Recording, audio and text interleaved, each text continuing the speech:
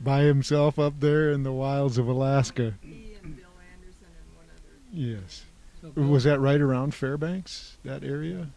No, we were halfway between Fairbanks and Nome, Alaska, on the Yukon River, and there was a company there that took a lease on the property. So they hired the three of us to go up there, and flew us into the old camp that they had set up, and we set up an Alaska sluice box, and then, well, before that we set up 2 hydraulic monitors. So you see the monitors around here today. I actually got to rebuild 2 of them and operate them. So the pay gravel was covered with glacial silt, because there was a period about 30,000 years ago that it was dry up there, and the silt from the what do you call the glacial silt covered the area, and it blew, and it covered this pay gravel up to 100 feet deep. And so some of the mine operations had a lot of we call yellow equipment running, and would clear that off to get down to the pay gravel. But the company I worked for, they decided if we got some old hydraulic monitors and set up, and we could hydraulic this silt off, this would be more economical. So we set up a 14-inch water pump down in the main stream, and it was my job to do all the mechanical work and set it up and get it going. Then we had 2,000 feet of 12-inch pipeline leading up to our diggings. And then, so we set up the monitors, and we hydrauliced them off an area about the size of 2 football fields down to the pay gravel. And then from the gravels, then we set up the Alaska sluice box, which was 4 feet wide and 58 feet long. And it had a 12-foot feed bin in the front. And we had one small little nozzle that we'd set up on top. So Bill, he'd set up on a platform and run the small nozzle, and I'd push in with a D6 cat about 2 to 3 yards at a time, and they break it up, and then the gravel would go down through the sluice box. So every night we'd work about 10 hours, 12-hour days, but every evening before we shut down completely and went up for dinner, we'd have to bar the riffles, and that took a small hand pick, and the riffles would get tight with gravel, so we have to bar them and loosen them, so the next day run would still catch gold. But during that time of barring the riffles, I would hand pick 4 to 5 ounces of gold out of there, just nuggets, quarter to half-inch diameter, and fill them, put them in my sandwich bag, and go back to camp. And so we worked a little over 2 weeks, and we got 113 ounces in 2 weeks. I don't know the numbers, but that sounds phenomenal. Yeah, that was good. And did you go back? No, I never went back. Bill went back. One of the stipulations the forest supervisor had was it's a good experience for you because you work in a remote area, and it might benefit the government if by your experience there. So I'll let you do it once, and that's it. So I only did it once. And Bill went back another additional year and did it some more. So you were a young man when you first started with gold interest, and you started accumulating a collection, which is now spread over an extensive area off of Cement Hill here, and you've entertained a few tours over the years. Who would come and take your tour? Well, fortunately, we've had people that truly were interested. We had geology classes from Folsom Community College, and different homeschooled charter school kids that are studying California history, 4th, 5th graders. We've had a lot of those students come too. But part of the collecting was going back to early days when running around here in the area, there was a lot of artifacts everywhere. And so me and another friend would go out and collect these pieces, and to us it was just a piece of iron. And we'd take them down to the local scrapyard and sell them for, 5 cents a pound. And I started to realize that I was destroying some very good pieces and artifacts. And then as later years go on, I realized how rare some of these pieces were. So then I decided it's time to really start collecting and preserving these pieces for future generations. And so as much as I could afford and much as I could do, I would try to buy or trade or talk people out. Like Lowell Robinson, we got the 2 big monitors down on Highway 49 from him, just free. And then a couple of the dredge buckets I got from Tykert were free, just because of what I do in restoring and preserving. And even stuff for the museums, they've given us things, mainly because of my reputation of being a preservationist and wanting to stay. Why do you think that's important? Well, because it's disappearing. And the more things we can preserve for generations to come. I realize it more when we have charter school kids here. They have no idea what a Pelton wheel is, or a rock crusher is, or even how an ore car works. And so it's bringing that stuff back to life is very important to each of us. And we want to just share with the community and those that come to our area too, that have no concept of what the historic value of our whole area is. And it's rapidly disappearing with the newcomers that keep coming in. They have no idea of Or appreciation for. Do you have any idea how many people have visited your place here off of Cement Hill, and when did you start giving tours? Well, I actually kept a logbook for several years, and then people get so excited when they come here and get to talking before they even get through the area or through our whole tour. I forget.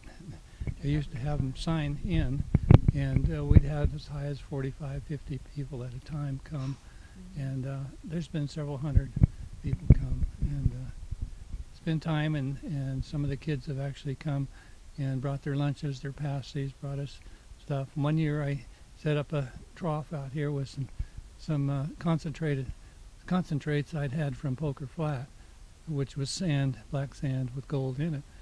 And I got little bottles for each of the kids, taught them how to pan, and what I taught them more was greed, because they wanted to, I want that piece, I want this piece. And they were jumping all over each other's shoulders trying, it's my turn. So, When we were here a couple of days ago with the Historical Society, you threw out a little nugget, shall we say, about having grease on your fingers when you're panning for gold.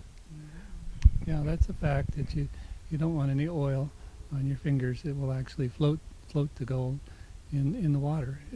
The oils will go to the surface of the water, and for some reason it'll pick up the gold.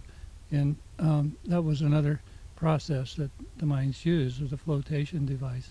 Mike built a mobile mining unit, and it had History Mobile, we called it. And it was a Pelton wheel that was run by a 6-horsepower Fairbanks Morse engine that ran a water pump that then ran the Pelton wheel. And belted to the Pelton wheel was a generator, and which produced electricity, and a stamp mill, a rock crusher, an air compressor, because we had a train whistle that blew, because you have to have a whistle blow when you go to work. And so we had it at the fair for many years, and everyone enjoyed it. But one of the particularly fun days was Gold Rush days that it wasn't Gold Run School, it was Deer Creek School did at Pioneer Park. And so we'd go through our explaining how everything worked for the kids and parents and teachers that were there. And it was really interesting because so many of the adults did not realize that we get our electricity from hydroelectric power, and they had no idea how a Pelton wheel worked. And so that was one of the gratifying parts of doing presentations like that, was to give them an appreciation for the Pelton wheel that was invented by Lester Pelton in Camptonville many years ago, and his little invention that he did to run his wife's sewing machine. She had a treadle sewing machine, and so he built this thing to run her machine. It was belted off of the Pelton wheel, and from there they're still building Pelton wheels today, and they're used all over the world. A neighbor of ours who's moved here from Germany, brought us a picture of one in Denmark that was in front of a museum, and here's the Pelton wheel. They're made in Japan now out of stainless steel. When they were originally started here in Miners Foundry in Nevada City, being made out of cast iron. So that was one of the pleasurable things that we did with the mining equipment too.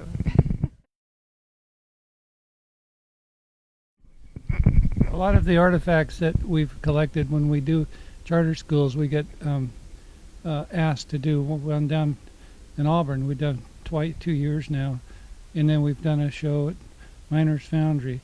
But they ask us to bring all kinds of artifacts and lay out on the table and talk about those pieces. And I have several pieces that actually work, models of a stamp mill, models of a Pelton wheel, like little generators and things to hands-on kids. I had a jaw crusher that could crush up rocks.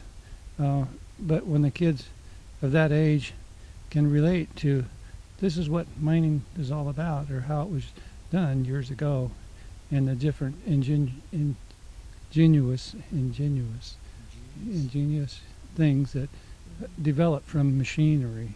And I try to tell the kids that if it wasn't for the miners, they didn't have TVs and radios.